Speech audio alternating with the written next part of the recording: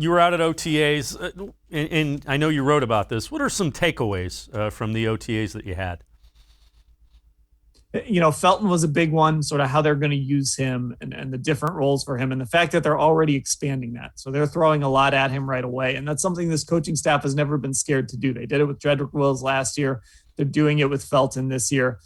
Anthony Walker is another guy that I'm really intrigued by because it still feels to me like even with the Owusu-Koramoah brought in, some guys from last year coming back, Malcolm Smith, Jacob Phillips, you drafted Tony Fields as well. That linebacker room is so crowded.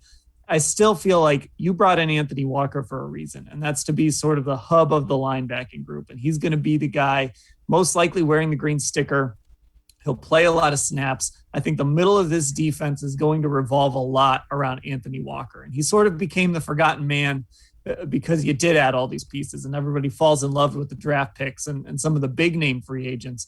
But I think he's an upgrade from BJ Goodson, who had a nice season last year. I think Walker can be an upgrade there.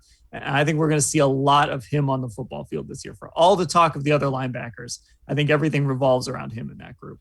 He's a guy that's done it, and by all accounts, you mentioned the green sticker, and that's the guy that's responsible for calling the plays. And the Browns have a number of guys who are used to doing that in John Johnson and Anthony Walker. That should be a huge advantage to Joe Woods because you have a number of guys who can see things, relate things, and help out diagnosing things, at the snap, pre-snap.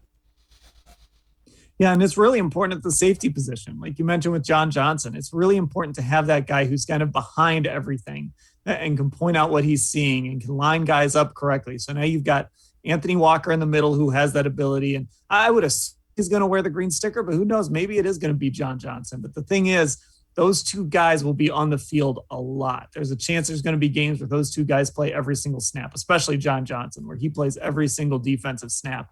And just having those guys out there and having their minds out there to make sure a lot of these young guys are where they're supposed to be, it takes a lot of burden off the coaching staff, allows them to do, to really be teachers and not be afraid to throw out a Jeremiah Owusu-Koramoah because he's going to have guys all around him that are going to instruct him and tell him what to do.